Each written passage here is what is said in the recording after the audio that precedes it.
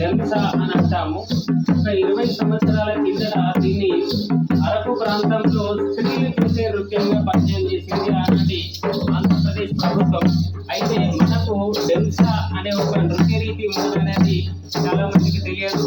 వేదిక మీద ఉన్న కనకరాజు గారు వారికి ఆ స్టెప్స్ ఎట్లా వేయాలి ఒక పద్ధతి ప్రకారం అనేది నేర్పించినారు. అయితే మొదట మనము గుస్సాడి అనే నృత్య రూపకం చూసినాము. అదేమో రిలీజియన్ కి సంబంధించింది, అంటే నవరాత్రులు జరుపుతారు దీపావళి సందర్భంగా. ఇదేమో జల్సా అనేదేమో శుభకార్యాలు, అంటే పెళ్లిళ్ళు, గృహప్రవేశాలు, పిల్లలు పుట్టినప్పుడు సంతోషాన్ని ఎక్స్ప్రెస్ చేయడానికి ఈ నృత్యాన్ని రూపొందించడం జరిగింది. ప్రత్యేకించి ఇది పెళ్లిళ్ళప్పుడు వీళ్ళు మజాక్ చేయడం అనేది అంటారు. అంటే ఒకరినొకరు ఆట పట్టించుకోవడం, వీళ్ళు పాటలు పాడడం అనేది కూడా ఉంటుంది. సో ఆట పట్టించుకుంటూ సరదాగా చేసే నృత్యం దీన్ని జల్సా అంటారు. ఆ వాయిద్యాన్ని ఈ డోలు 16 రకాలుగా వాయిస్తారు. ఒక్కొక్క స్టెప్స్కి ఒక్కొక్క బీట్ని బట్టి ఒక్కొక్క స్టెప్ చేయడం ఉంటుంది. వీళ్ళ దాంట్లో అట్రాజ్యం అని ఇట్లా అంటే 16 రకాల వాయిద్యాన్ని 18 రకాలుగా ఒక్కొక్కటి వాయించడం అనేది జరుగుతుంది. ఒక్కొక్క వీటికి అనుగుణంగా ఒక్కొక్క స్టెప్ చేయడం జరుగుతుంది.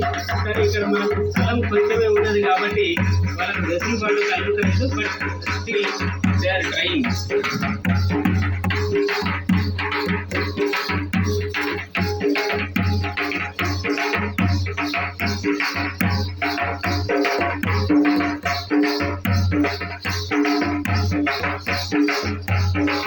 గోండులను ఆశ్రయించి పరధాన్ అనే ఒక తెగ ఉంటుంది.